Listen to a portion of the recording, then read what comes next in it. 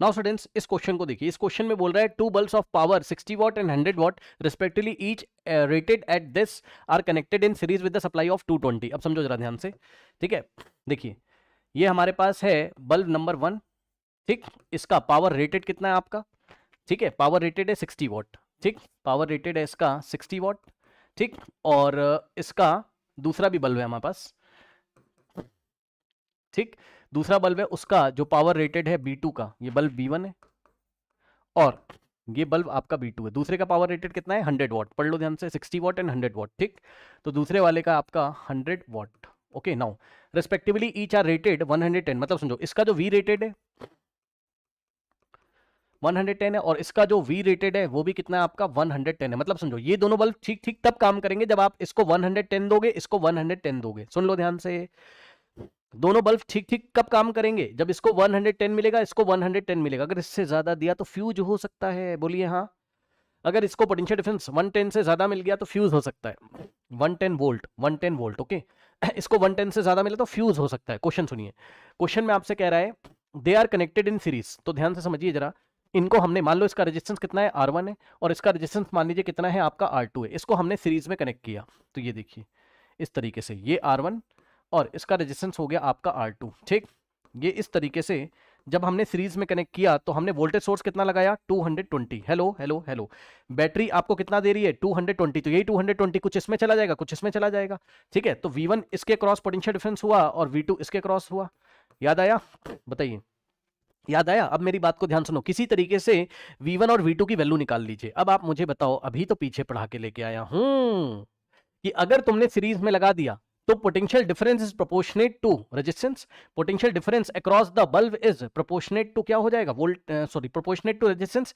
जिसका रेजिस्टेंस ज्यादा होगा, जिसका रेजिस्टेंस ज्यादा होगा उसके अक्रॉस पोटेंशियल डिफरेंस भी ज्यादा होगा। बोलिए हाँ। भाई देखो, अगर दोनों का रेजिस्टेंस इक्वल था तो हाफ हाफ डिवाइड हो गया, 220, 110 यहां चला गया, 110 यहां चला गया, ठीक।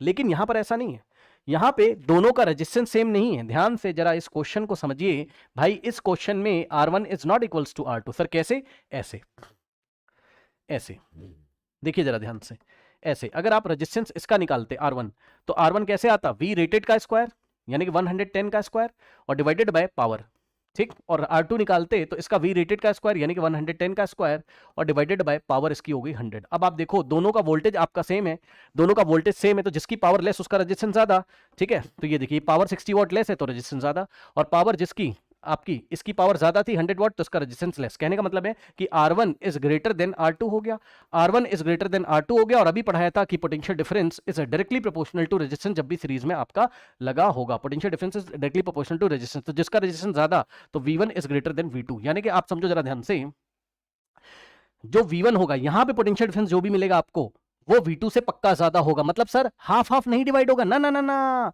220 का पहले हाफ करो 110, ठीक। तो यहां पे जो भी वोल्टेज आपको मिलेगा ये V1 जो भी मिलेगा 110 से ज्यादा होगा। आया कि नहीं आया। और यहां पे जो भी वोल्टेज होगा वो V2 से कितना होगा निकालने की जरूरत नहीं है, कितना होगा निकालने की जरूरत नहीं। उसने पूछा है कौन सा बल्ब फ्यूज हो जाएगा, समझे भाई। पूरा आपको कॉन्सेप्ट समझ में आया, बताइए। हमने रेजिस्टेंस फटाफट कैलकुलेट किया, कैलकुलेट भी नहीं करना आपको, इतना टाइम थोड़ा ना एग्जाम में, कैलकुलेट नहीं करना आपको, आंसर बताना कौन सा फ्यूज होगा। फ्यूज वो होगा जो V रेटेड से ज्यादा वोल्टेज जिसको मिलेगा। तो V रेटेड से ज्यादा वोल्टेज किसको मिल रहा है, R1 को, तो 60 वॉट वाला बल्ब आपका फ्यूज हो जाएगा।